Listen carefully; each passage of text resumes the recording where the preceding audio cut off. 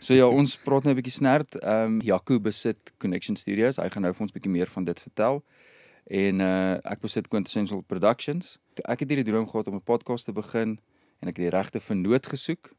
En toe het ek vir Jaco ontmoet en hy het 'n ongelooflike nice studio en toe ek hom nader oor die idee vir die podcast, toe sê hy vir my, hy het ook so 'n droom.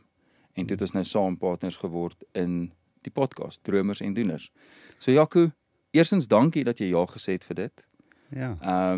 Dit was 'n baie exciting journey. Ons het al klaar hierdie eerste reeks geskiet. Ja, dis vir my baie exciting journey en dit wat ons nou al gesien het, weet daar's baie inspiring moments, daar's snaakse goed. Ja, En overall is dit net fun, jy weet, of iemand nou kyk of nie, ons het fun gehad. ons het baie pret gehad en ek Ja. meen ons het 15, 16 episodes wat kom.